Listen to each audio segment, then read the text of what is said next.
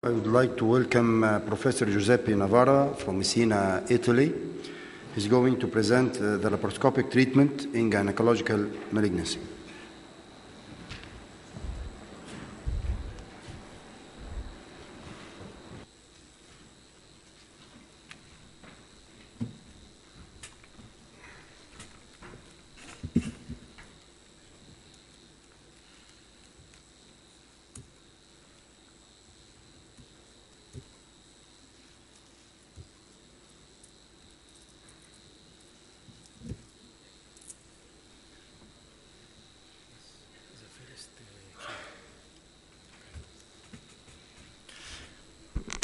Thank you very much, Mr. Chairman, and thank you very much to the organizing committee for having invited me for this first year in a row at this beautiful meeting.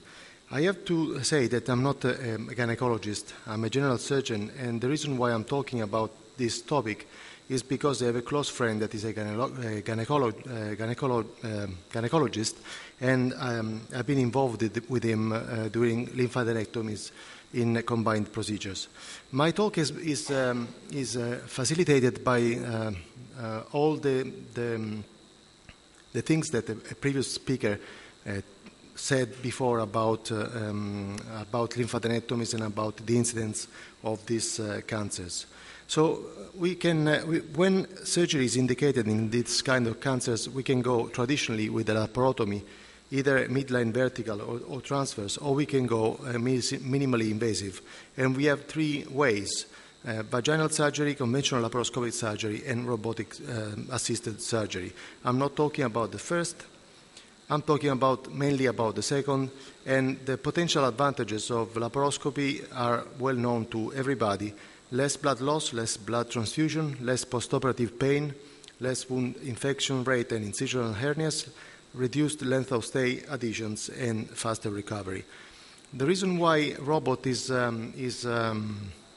advocated is because probably more than 10% of surgeons report pain or numbness after performing long laparoscopic procedures, and because laparoscopy gives only 4 degrees of motion instead of the 7 degrees or even 9 degrees of motion that can be given by robotics. Using robotics, we have 3-dimensional viewing, tremor filtration, intuitive movements, and so on. Many advantages. What can be done with minimally invasive surgery? We can do exploratory laparoscopy, we can do hysterectomy, we can treat and remove tubes and ovaries, we can do lymph node dissection, and then we can deal with omentum, appendix, or bowel, stomach, large and small bowel in case of bypass surgery. We all know the anatomy about the uterus, but we have to underline that if doing this kind of surgery when it's possible, and should be possible, usually is possible in early stages, we have to spare all the nerves that are in this area, meaning the superior hypogastric plexus and the inferior hypogastric plexus, because functional problems, functional complication can follow if we injure these nerves on sexual and bladder function. If we talk about lymphadenectomies, pelvic lymphadenectomy, we have a caudal border, that is the profunda circumflex artery, a lateral border, that is iliopsoas muscle, medial border, that is the lateral umbilical artery, and then a clavier border, that is the common iliac artery bifurcation. And if we talk about para-aortic lymphadenectomy, we know, and the previous speaker told us, the limits on in the cranial and caudal part and on the lateral part. Patient positioning. The patient is placed in Trendelenburg position. The patient arms are secured against their body, and the patient legs are bent and placed in stirrups using caution. Trocar placement usually can use 3 or 4 trocars. The optical trocar is placed at the umbilicus. 2 operating trocars are placed laterally inferior to the optical trocar within the oblique muscles. A 4th trocar may be placed in the midline inferior to optical trocar. We can use at different times in the same operation 0 or 30-degree laparoscope, and uterine manipulator is mandatory. we can do lots of stuff. First of all, we explore the abdomen. We look for peritoneal deposits, para-aortic and lymph nodes and pelvic lymph nodes enlargements, distal meds, cervicovesical septum, cul-de-sac, and rectal pillars can be explored. Perivesical and perirectal spaces can be opened and explored. Tumor extension beyond psoas muscle can be visualized, and the accuracy is usually more than 90%. All the steps of the hysterectomy are known to everybody, so I can go fast, and I'll show you a quick video.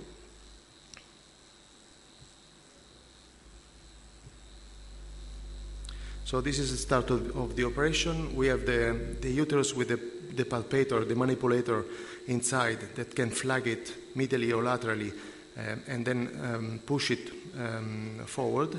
The operation starts coagulating the round ligament.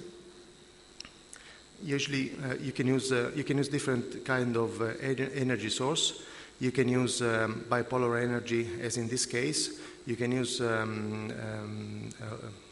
harmonic scalpel, you can use monopolar cautery, you can use basically whatever you want.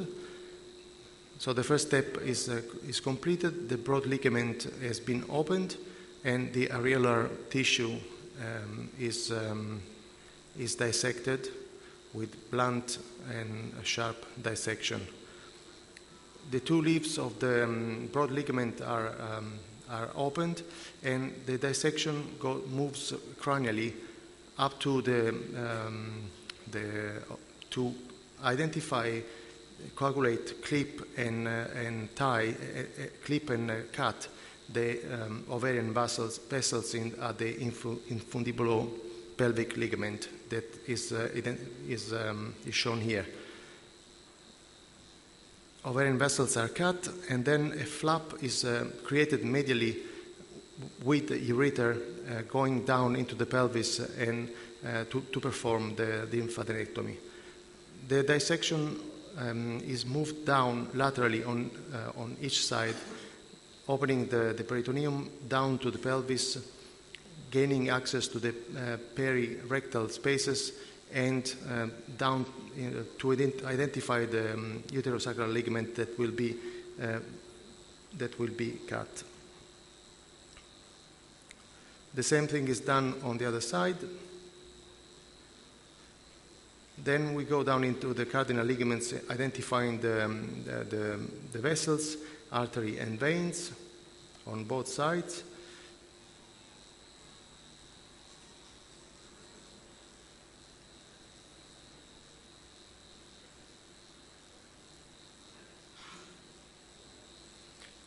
Then you move on the other side. The vesico-uterine fold has been opened, and the bladder has been pushed away with blunt and sharp dissection.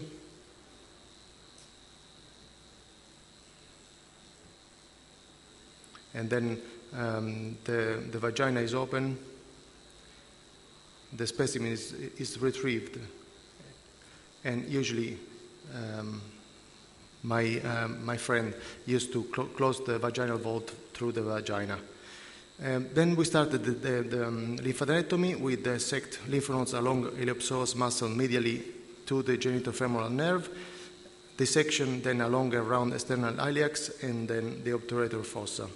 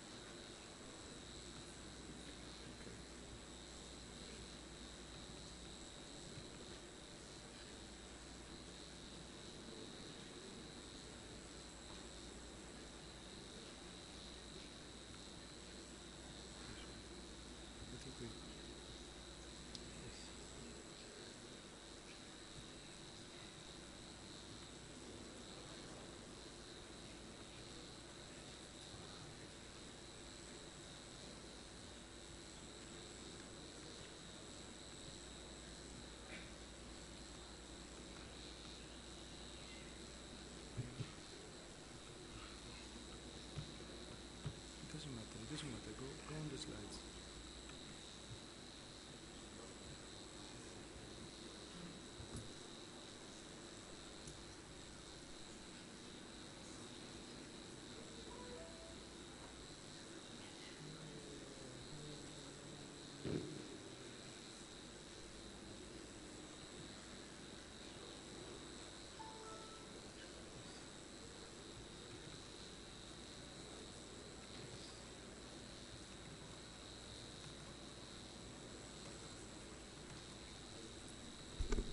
Anyway, I can anticipate while we wait for the video to start. I can move forward and talk you about the conclusions.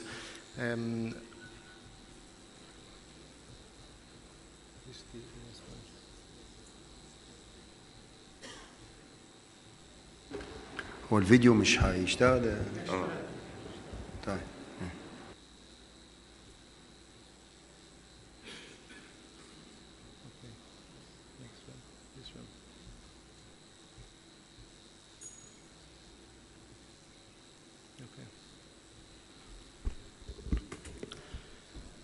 So this is a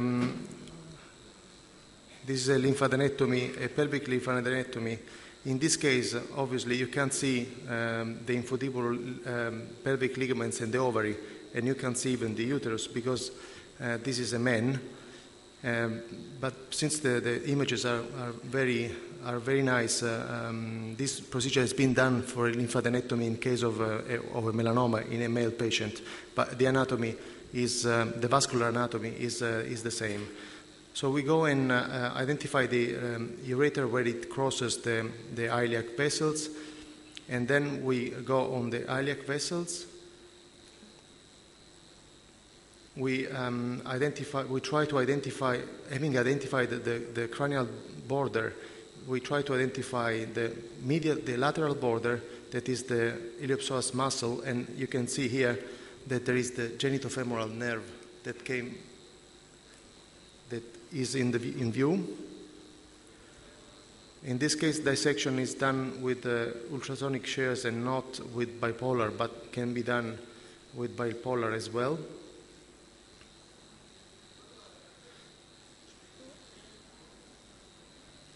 These pictures are taken almost in real time, so you see that if you go slowly, the operating field is almost bloodless.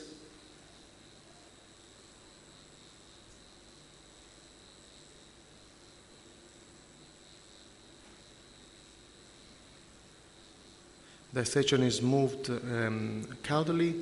The vein, the external iliac vein is coming into view now.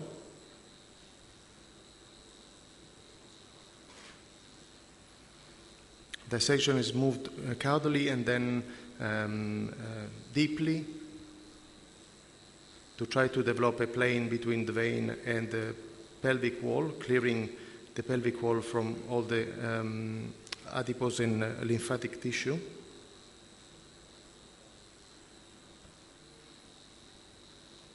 Then artery and veins are separated and the tissue between them taken down. Then we go and we go into the obturator fossa and we clear the vessels and the nerve.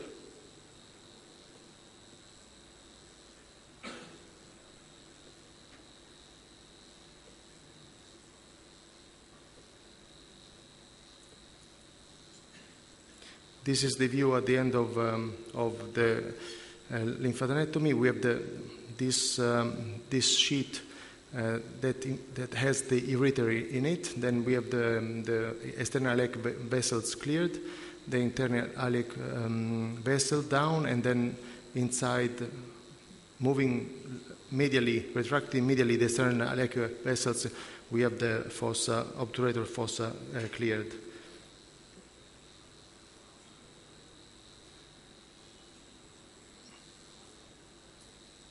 This is another case. This is a case in a woman. The external iliac vessels have been cleared, and now we are in the obturator fossa, clearing the lymphatics caudally to cranially. In this case, we are using monopolar energy.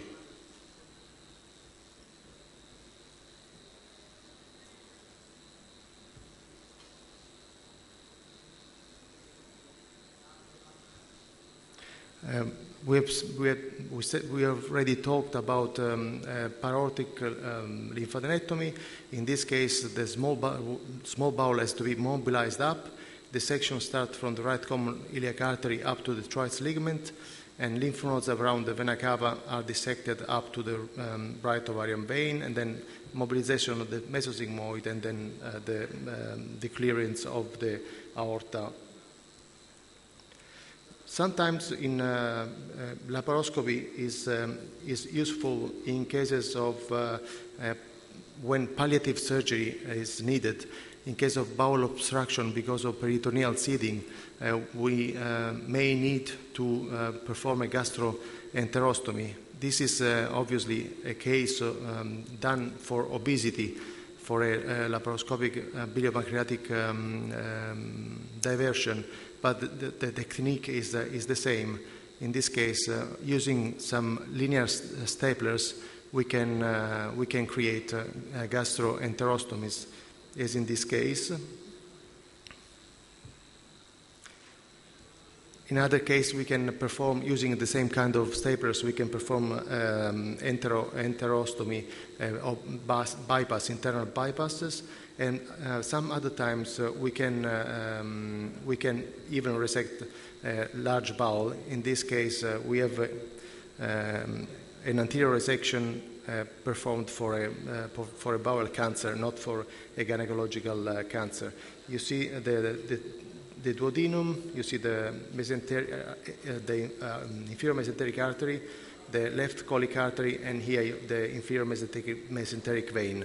A plane is developed behind the rectum, sparing the superior hypogastric plexus and the hypogastric nerves that you can see here, while the inferior hypogastric plexus is down here. And then using linear stapler, you can transect the bowel. And using circular stapler, you can perform a terminal anastomosis.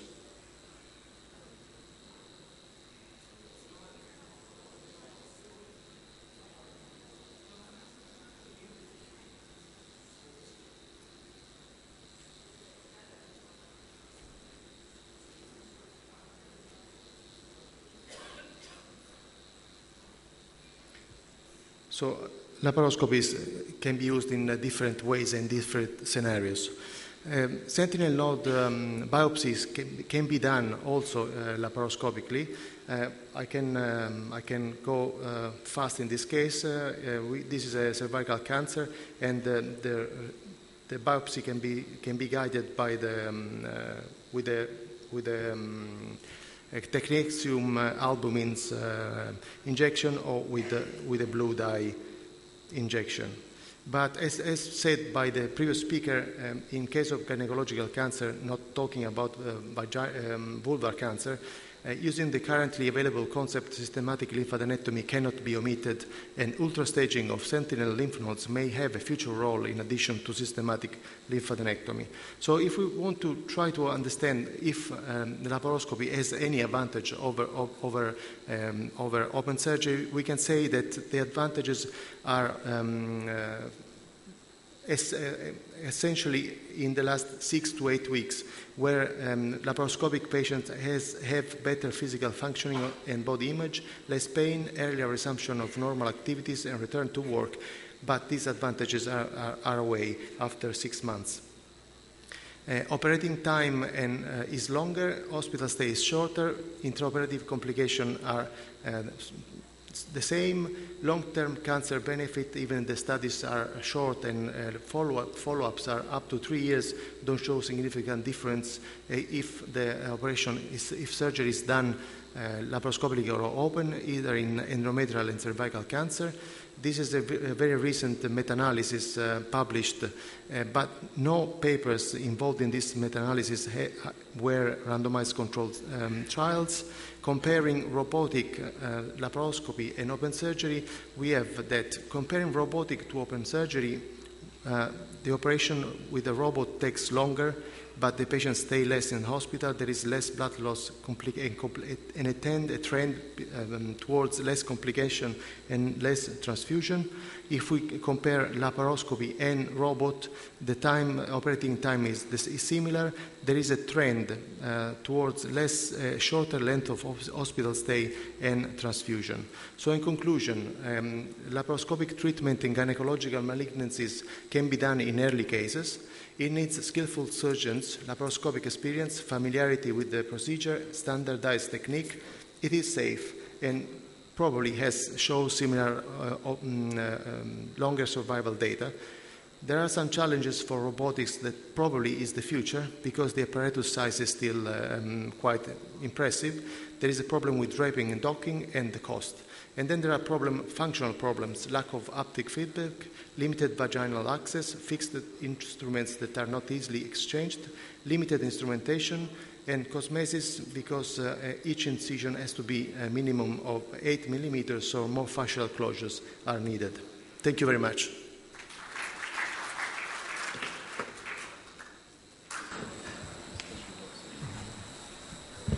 We can